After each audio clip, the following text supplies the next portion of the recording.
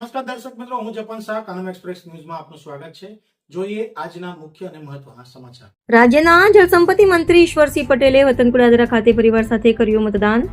સ્થાનિક સ્વરાજની ચૂંટણીને લઈને રાજ્યભરમાં મતદાન પ્રક્રિયા ચાલી રહી છે, ત્યારે ભરૂચ જિલ્લાના વતનકુડાદરા ગામે રાજ્યના જળસંપત્તિ મંત્રી ઈશ્વરસિંહ પટેલ પરિવાર સાથે મતદાન કરી લોકશાહી પર્વમાં ભાગ લીધો હતો.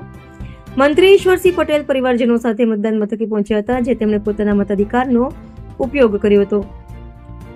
આ પ્રસંગે તેમના પુત્ર ભવ્યરાજસિંહ પટેલે પ્રથમ વખત મતદાન કરી લોકશાહી પ્રક્રિયામાં જોડાતા ઉત્સાહ વ્યક્ત કર્યો હતો. મતદાન બાદ મીડિયા સાથે વાતચીતમાં મંત્રી ઈશ્વરસિંહ પટેલે જણાવ્યું હતું કે રાજ્યભરમાં મતદારોમાં ભારે ઉત્સાહ જોવા મળી રહ્યો છે અને વિકાસના મુદ્દે જનતા પર એકવાર ભાજપ પર વિશ્વાસ મૂકશે. તેમણે દાવો કર્યો હતો કે સમગ્ર રાજ્યમાં ભારતીય જનતા પાર્ટી ભવ્ય બહુમતી સાથે જીત નોંધાવશે. મંત્રીના મતદાન પ્રસંગે સ્થાનિક ભાજપ કાર્યકરો અને સમર્થકોમાં પણ ઉત્સાહનો માહોલ જોવા મળ્યો હતો.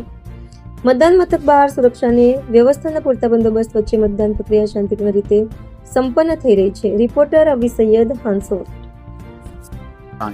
સમગ્ર ગુજરાતની અંદર સ્થાનિક સ્વરાજનું ઇલેક્શન જ્યારે આવ્યું છે ત્યારે સમગ્ર ગુજરાતની અંદર કોંગ્રેસ કોઈ પિક્ચરમાં જ નથી. આજે જોયું છે કે કોંગ્રેસના 10,000 સીટ પૈકી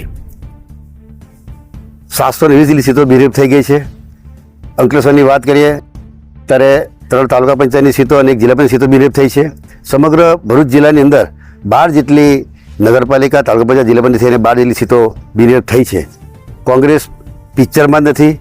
સમગ્ર જગ્યાએ ભારતીય જનતા પાર્ટીના જે અનેક કામો થયેલા છે એને લઈને તમામ પ્રજાઓ પણ ભારતીય જનતા પાર્ટીની સાથે છે.